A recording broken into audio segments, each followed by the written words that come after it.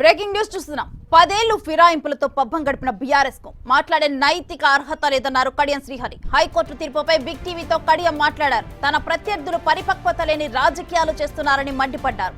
Single judge ఇచ్చిన తీర్పు సారాంశాన్ని చదవలేదన్నారు. అవసరమైతే డివిజన్ బెంచ్ సుప్రీంకోర్టు వరకు వెళ్తానంటున్న కడియం శ్రీహరితో మా ప్రతినిధి Venu face to face. Party మారిన ఎమ్మెల్యేలపై అనర్హత అంశాన్ని 4 వారాల గడువు ఇస్తూ కోర్టు తీర్పు ఇచ్చిన నేపథ్యం లోపల బీఆర్ఎస్ శ్రేణులు బైపోల్ తప్పదంటూ చర్చకు దారితీసిన పరిస్థితి కనిపిస్తుంది. ఇక దీనిపై మాట్లాడడానికి మనతో స్టేషన్ గణపూర్ ఎమ్మెల్యే కడియం శ్రీహరి గారు ఒకసారి మాట్లాడదాం. సార్ నమస్తే. ఏంటి అసలు కోర్టు ఇచ్చినటువంటి 4 వారాల గడువు, ఈ తీర్పును మీరు ఎట్లా చూస్తారు? మీకు సపోర్ట్గా ఉందనుకుంటారా, వ్యతిరేకంగా ఉందని భావిస్తున్నారా? కోర్టు తీర్పును మీడియా ద్వారానే నేను చూడడం జరిగింది. డిఫరెంట్ ఛానల్స్లో వచ్చిన బ్రేకింగ్స్ ద్వారా చూశాను. హైకోర్టు ఇచ్చిన తీర్పు పూర్తి సారాంశాన్ని తెలుసుకోలేదు. ఆ తీర్పును కూడా పూర్తి స్థాయిలో అధ్యయనం చేయవలసిన అవసరం ఉన్నది. ఏ రకమైన డైరెక్షన్ ఇచ్చారు, ఏం చెప్పారు, అవన్నీ కూడా చూడవలసిన అవసరం ఉన్నది.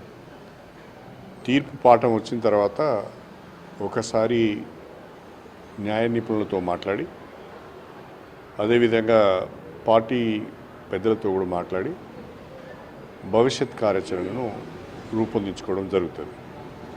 అంతేకాకుండా ఇది సింగిల్ జడ్జి గారు ఇచ్చిన జడ్జిమెంట్. ఇది దీనిపైన హైకోర్టు డివిజన్ బెంచ్కి పోయే అవకాశం ఉంటుంది. అవసరం అనుకుంటే సుప్రీంకోర్టు దగ్గరికి వెళ్ళే అవకాశం ఉంటుంది.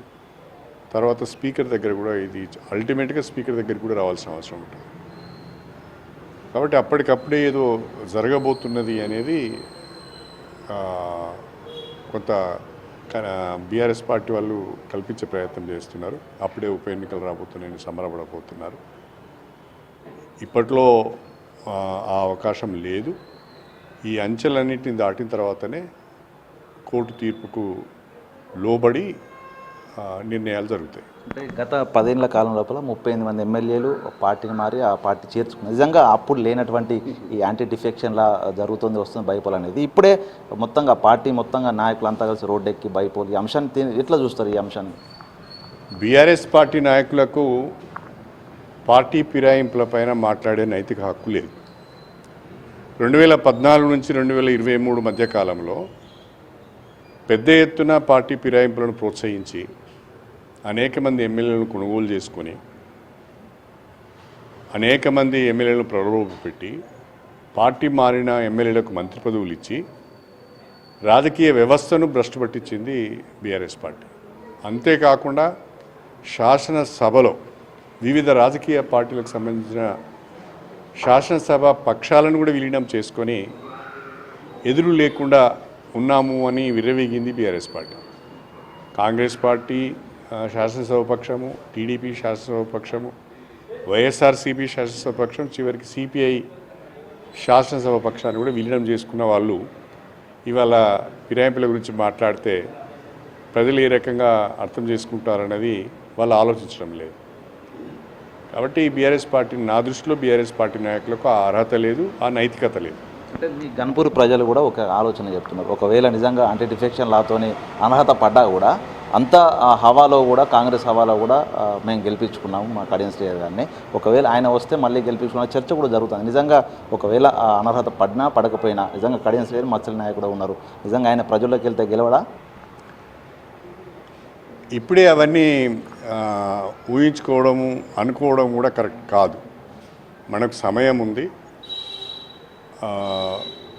తీర్పులు ఏ రకంగా వస్తాయి, భవిష్యత్ పరిణామాలు ఏ రకంగా ఉంటాయి, వాటన్నిటిని బట్టే నిర్ణయం ఉంటుంది. ఏది ఏమైనా స్టేషన్ గన్పూర్ నియోజకవర్గ ప్రజలపైన నాకు నమ్మకం ఉంది.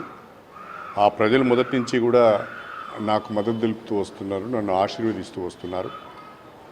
రాబోయే రోజుల్లో కూడా వాళ్ళ మద్దతు పూర్తి స్థాయిలో ఉంటుందని నేను ఆశిస్తున్నాను, నమ్ముతున్నాను. ఆ నియోజకవర్గ అభివృద్ధిలోనే నేను అనునిత్యము భాగస్వామిని ఉంటున్నాను. కాబట్టి అధికారం ఉన్నా లేకున్నా వాళ్ళతోనే ఉంటున్నాను. కాబట్టి ప్రజలు తప్పకుండా ఏ రకమైన పరిణామాలు ఎదురైనా నాకు వాళ్ళ చేదోడు ఉంటుందని, వాళ్ళ మద్దతు ఉంటుందని నేను ఆశిస్తున్నాను. లాస్ట్గా మీ ప్రత్యర్థుల సంబరాలు కూడా జరుపుకుంటున్నారు, ఏం చెప్తారు మీ ప్రత్యర్థులు? అది ఇమ్మెచ్యూర్డ్ అంటే పరిపక్వత లేని రాజకీయాలు. ఇప్పుడు హైకోర్టు ఒక డైరెక్షన్ ఇచ్చింది. ఆ హైకోర్టు డైరెక్షన్ స్పీకర్ గారు ఇంప్లిమెంట్ చేయాలి. ఆయన ఇంప్లిమెంట్ చేసే లోపలనే మేము హైకోర్టు డివిజన్ బెంచ్కి వెళ్ళే అవకాశం ఉంది. డివిజన్ బెంచ్లో ఒకవేళ వేరే రకంగా వచ్చినా కూడా సుప్రీంకోర్టుకు పోయే అవకాశం ఉంది. ఇదంతా ఒక ప్రాసెస్.